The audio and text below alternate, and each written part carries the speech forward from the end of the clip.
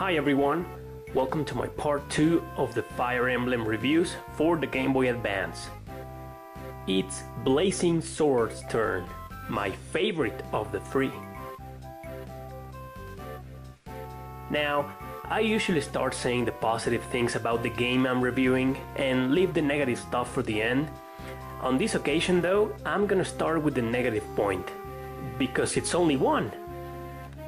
This is a game in which you can choose between three protagonists.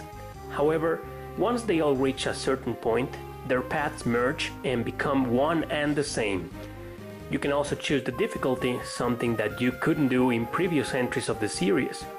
Maybe because this was the very first Fire Emblem to leave Japan, a decision that was made thanks to the success of the previous title and the fact that its protagonist was a special character in Super Smash Bros. Melee. Anyways, you can create your own character, as you can see right here. That's not playable, by the way, but instead it's supposed to be a strategist. In other words, you. So this is Lynn, and playing her story is literally playing the tutorial of the game, and that is the only negative point I was talking about. However, it's something that doesn't really demotivate you from playing, it's just tedious and boring.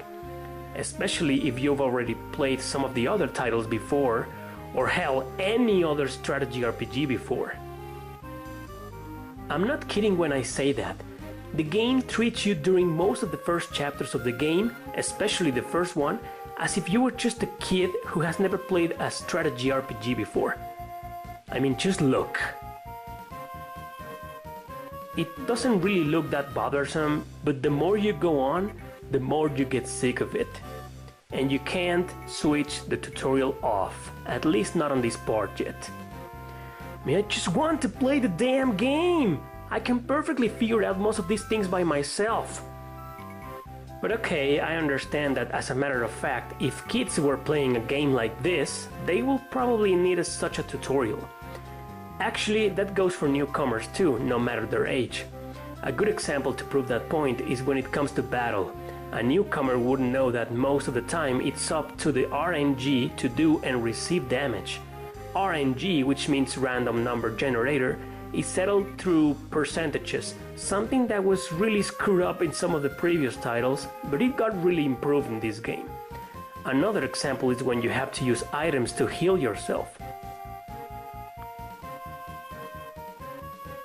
It all comes down to making your own tactical choices that you think are best for your characters.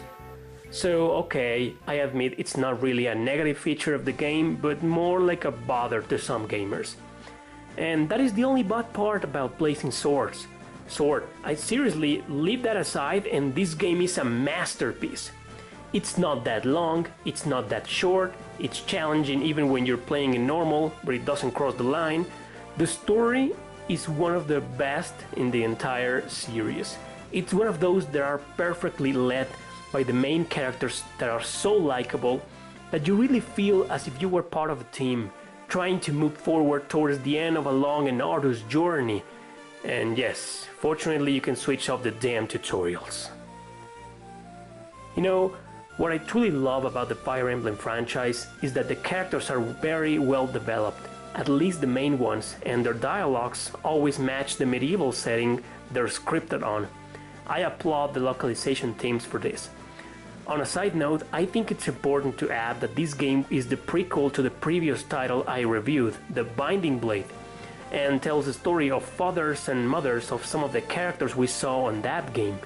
Something similar happened with the first Famicom and Super Famicom titles, but in my personal opinion, both the story and the gameplay, hell, everything in this game is entirely superior to the previous one.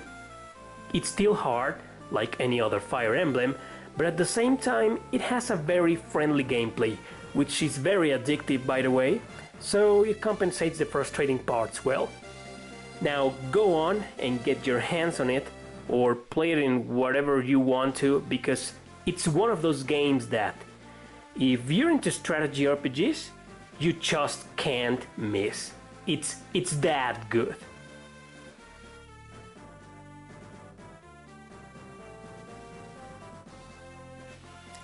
Okay guys, that's it for my video and my review. I hope you enjoyed it. As usual, I want to thank you for watching. Don't forget to subscribe and share the video with your friends.